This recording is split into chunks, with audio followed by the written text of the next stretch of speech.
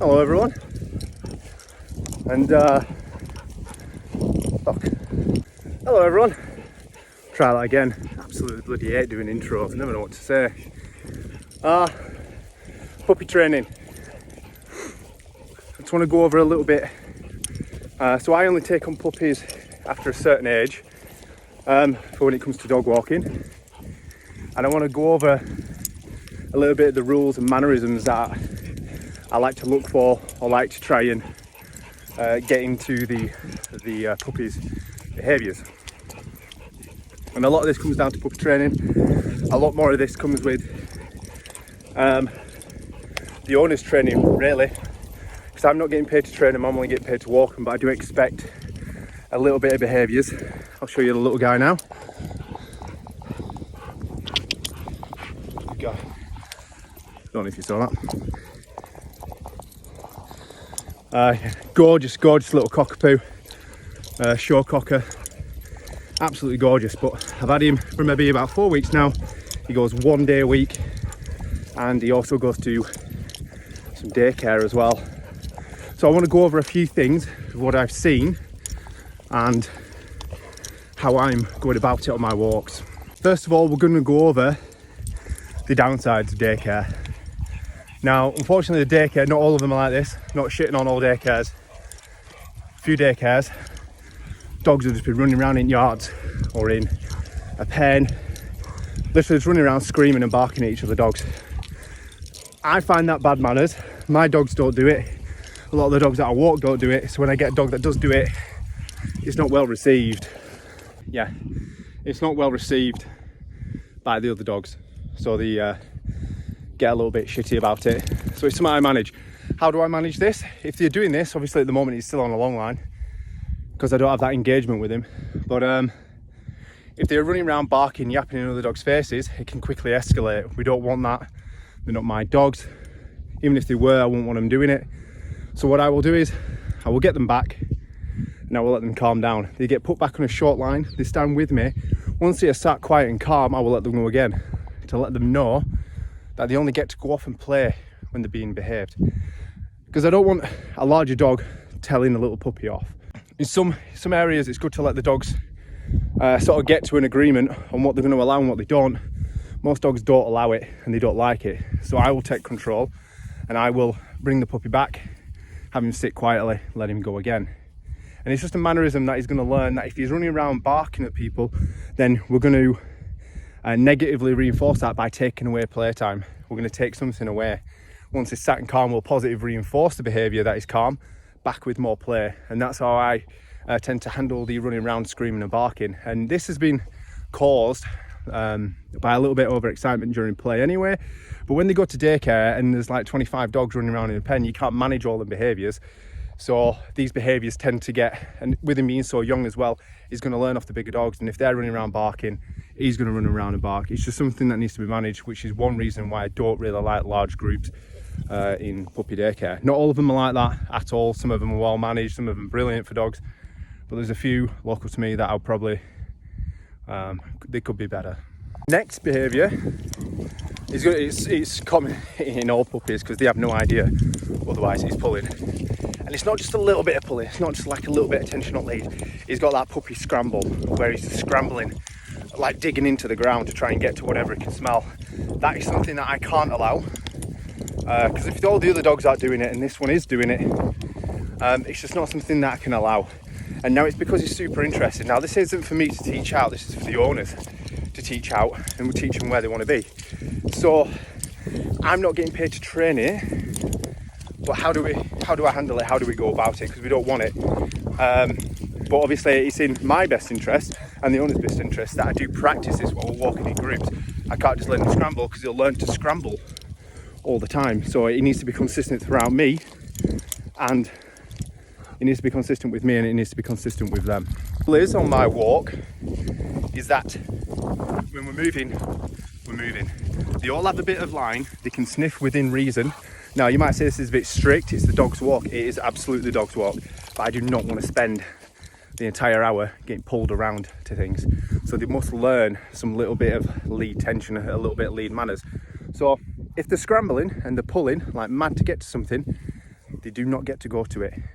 He's on a 2 metre line. Well, yeah, roughly a 2 metre line. He's on a 2 metre line. There's plenty of room there to sniff within reason. Once I get him on a long line, that is his choice then to go and smell, do whatever he wants. We do not allow scrambling at all, because it's a horrible, horrible, horrible behaviour. So he needs to learn that when he's walking with me, we're walking nicely. We do not scramble to get to anything, to any dog, any other scent. If we're close to it, he can go and sniff it. So he needs to learn that he can only do it with a loose lead. And that needs to be consistent with me, consistent with the owners, and that is how I will address it. If I was training the dog, then obviously I would teach you exactly what a heel position means. So for the most part, when we're doing this, is that we don't scramble and I stop. And I will get him back into position once he's paying attention to me. When he's in position, ideally round about there, down by my side, is when I will continue on with the walk. Now, unfortunately, with dog walking, I don't have an hour just to spend going back and forth, like rotating around with 5 bloody dogs. So unfortunately, the downside of dog walking is that we're going to point A to come back straight away. We're going up and then we're going down. So we are moving in a straight line. So it's a bit tricky there. But basically, if they're scrambling and pulling, we don't move forward. If they want to get going, we've got to do it with loose leads and nice manners. How else do I combat the lead pulling? Is I use the phrase, let's go. And basically that means, well, let's go. So if they're pulling behind me to smell something, and he's going that way to try and smell something else, I will just keep walking forward. I'm not going to stand, I'm not going to wait. I'm going to be like, let's go. But obviously he doesn't know what this means.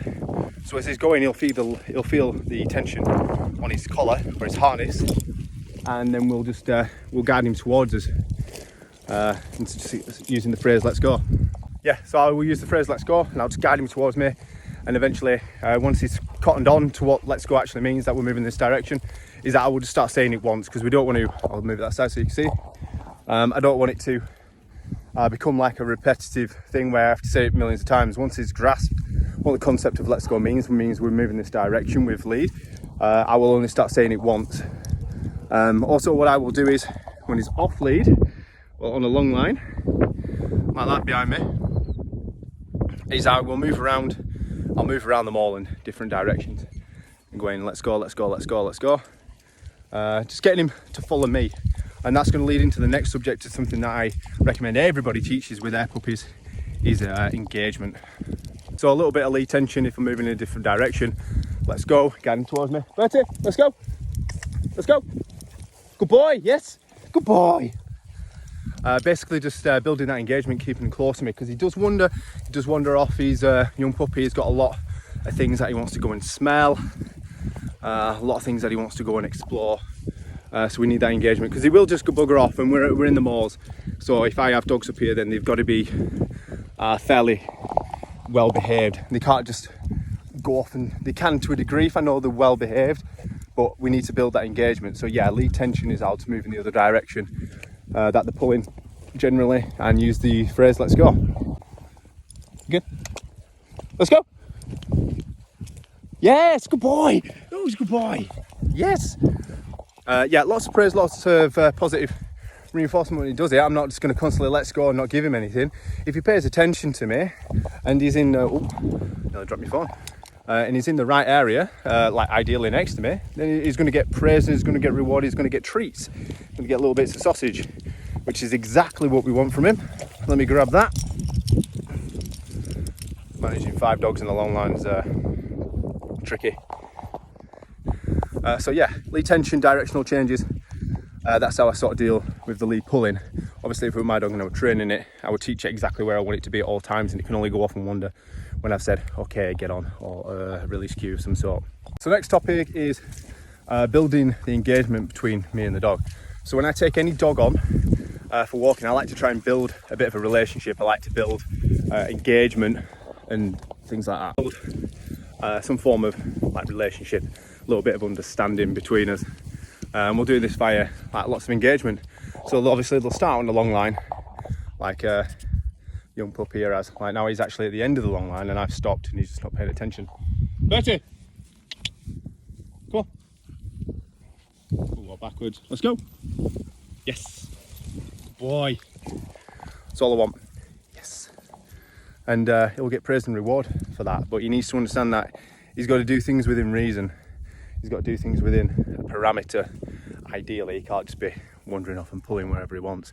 And again, why I want to build the engagement and the focus between me and him is because, like I say, we're in the moors. You know what I mean? He could just go any point, so I need him to pay attention to me before he gets off the long line.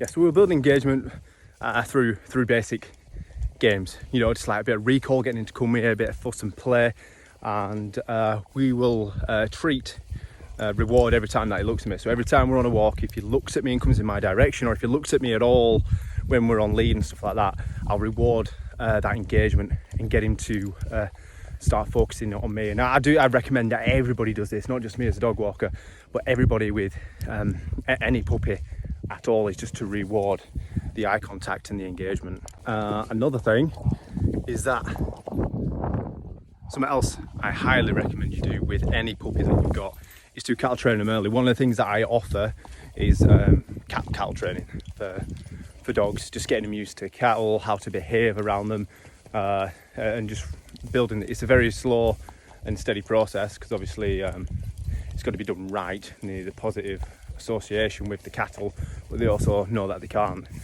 do it. So from a young age, I always take dogs through fields full of sheep, but at the point of the young pup's age here, down there, is he was sniffing like mad in that field. He weren't focusing on the sheep, but he was focusing on the scent on the ground. At this point, he's so interested in the scent, because it's all quite new to him. Would be a stupid time for me to try and engage with him or do any sort of training, because he's too involved in the scent, and everything I say would get dismissed, and then I'd just become white noise. So that is kind of the time where I would just let him sniff, give him a little bit more line, not loads of line, just enough line for him to comfortably sniff around and engage with the scents, and not me at that point.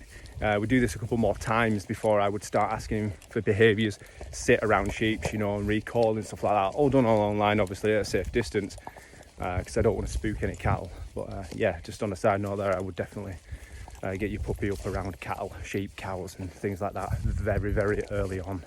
And then the last thing that I expect and try to really get into a puppy's brain early on is recall. Recall for a puppy is one of the most important things that they can learn, and they learn it in so many environments. Again, we do this around cattle.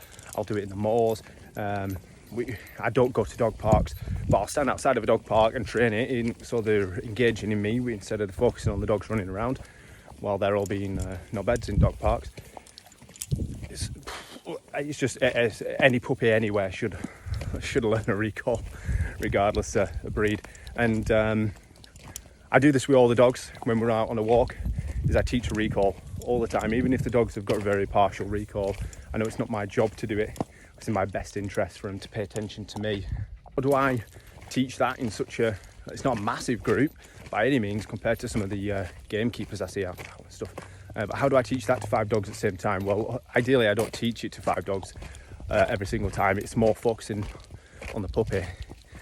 So again, I'll just do games. I'll do recall games to start with, and I'll just move around, and I will try and get their attention as they're walking towards me. They'll be like, come. Again, we only repeat the cue if they don't know what it means. Eventually you just want the word to be come, and they just come running straight to you. Again, just when I'll be moving around, get their attention on me, and then I will just get them all to recall to me, and I'll just run backwards with a positive energy and shout no chipper. When they all get to me, they get both, they get praise, and again that's going to help build engagement as well, and they'll get some rewards for it. Obviously the puppy is on a long line at this point. If he's not engaging with me, then I'll just guide him slightly with me to the with the end of the long line, just give it a slight tap or a slight wiggle, just to try and get his attention and his focus on me, and then I'll start moving back and calling him, and as I'm moving backwards I'll be going come, because they'll learn what it means, and then eventually it'll just be the one word, building that engagement. Yeah, so just to go over all the points again, its first thing is walking nicely on lead. We do not allow scrambling in any way, shape or form. We only get to sniff everything if the line is loose. And then next one is let's go. So if there's any lead tension at all, they've got to follow my direction via a let's go cue. And then Next is building engagement through games and just getting them involved in me and rewarding every single time that they look at me, building that eye contact and the focus with me as the handler for the walk. And then next is recall. Again, still going into engagement territory there, but they've got to have a solid recall, and we'll teach it in as many places as we can. And last, again, going back to short line walking, like we did the cattle training as a bonus point there kind of thing. But now structured walk, we've ended the walk, playtime is technically over, and I still don't want to be pulled down the hill, the track, so we'll do it calmly, quietly. And if they're all in position all the time, I'll reward the behaviour. I've got a pocket full of treats, pocket full of sausages. If they're there and they're next to me and they're in the line, which where they normally are, they'll get rewarded for it, and we'll just build that positioning, which is, again, this is all stuff that I would highly recommend that you do with your own puppy if you've got slowly desensitising into certain areas and just building this engagement. And eventually, when I feel like we've got that engagement, I'll try and without a long line with a well-behaved group. But yeah, I'll keep you updated on that. And that's it for this one.